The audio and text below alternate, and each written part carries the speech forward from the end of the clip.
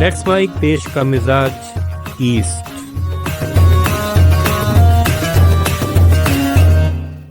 देश भर में लागू हुए जीएसटी 2.0 सुधारों को लेकर पश्चिम बंगाल की मुख्यमंत्री ममता बनर्जी ने एक तरफ जहां दरों में कटौती से आम जनता को लाभ मिलने की बात स्वीकार की, वहीं केंद्र सरकार पर राज्यों को वित्तीय नुकसान पहुंचाने का आरोप लगाया। उन्होंने कहा कि पश्चिम बंगाल को करीब 20,000 करोड़ रुपए का राजस्व घाटा होगा, जबकि केंद्र केवल प्रचार में लगा है। ममता ने कहा कि उनका राज्य ही जीएसटी में बदलाव का सुझाव लेकर गया था, लेकिन अब इसका पूरा श्रेय केंद्र ले रहा है। बिहार विधानसभा चुनाव से पहले आरजेडी प्रमुख लालू प्रसाद यादव के परिवार में सियासी कलह बढ़ गया है।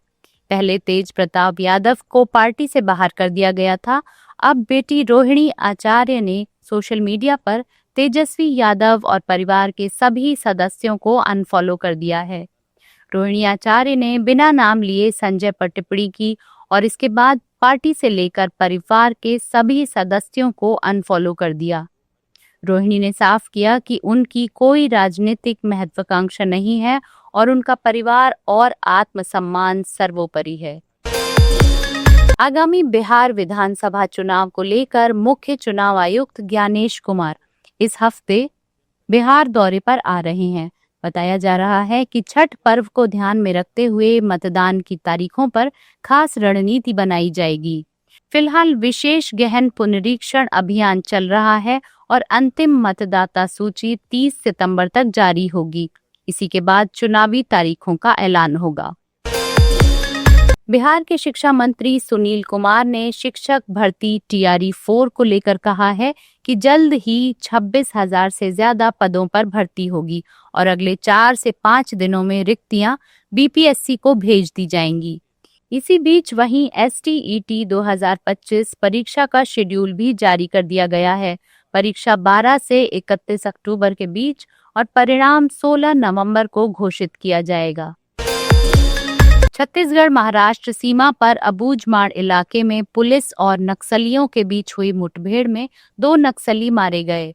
बस्तर आईजी पी सुंदरराज ने इसकी पुष्टि की है। जवानों ने सर्चिंग के दौरान AK-47, इंसास राइफल, SLR और भारी मात्रा में विस्फोटक सामग्री, माओवादी साहित्य और अन्य सामान बरामद किया।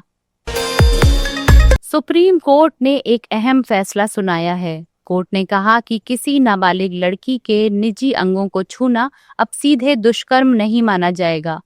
अदालत ने इसे पॉक्सो एक्ट के तहत गंभीर यौन हमला और आईपीसी की धारा 354 के तहत महिला की गरिमा को ठेस पहुंचाना जैसा अपराध बताया है। ये फैसला छत्तीसगढ़ हाईकोर्ट के फैसले के खिलाफ लक्ष्मण जांगड़े की अपील पर आया है। झारखंड में मतदाता सूची की विशेष गहन पुनरीक्षण यानी SIR की प्रक्रिया शुरू हो गई है। पूर्वी सिंहभूम जिले में इसका पहला चरण 22 सितंबर को पूरा हुआ। इसके तहत 5 विधानसभा क्षेत्रों में BLO और सुपरवाइजरों को टाउन हॉल में विशेष प्रशिक्षण दिया गया। फिलहाल निर्वाचन आयोग ने घाटशिला विधानसभा क्षेत्र में उपचुनावों को देखते हुए SIR की प्रक्रिया को स्थगित कर दिया है। झारखंड के एकचारी महागामा मुख्य मार्ग पर एक कार अनियंत्रित होकर सड़क किनारे खाई में गिर गई। इस हादसे में 3 लोगों की मौत हो गई। ये सभी कहलगांव से गंगा स्नान कर लौट रहे थे। हादसे की सूचना मिलते ही पुलिस मौके पर पहुंची। जेसीबी से कार को निकाला गया, लेकिन तब तक तीनों की मौत हो चुकी थी। ओडिशा में IAS, IPS और IMS अधिकारियों की कमी गंभीर समस्या बन गई है। मुख्यमंत्री मोहन चरण मजी ने विधानसभा में ये जानकारी दी। बताया जा रहा है कि राज्य में कुल 584 पद हैं, लेकिन केवल 402 पद ही भरे हैं। मुख्यमंत्री ने कहा कि राज्य सरकार ने केंद्र से इन रिक्तियों को जल्द भरने के लिए अनुरोध किया है। आप सुन रहे थे let's mike more than radio. Follow कीजिए हमें हमारे सोशल मीडिया प्लेटफॉर्म्स पर।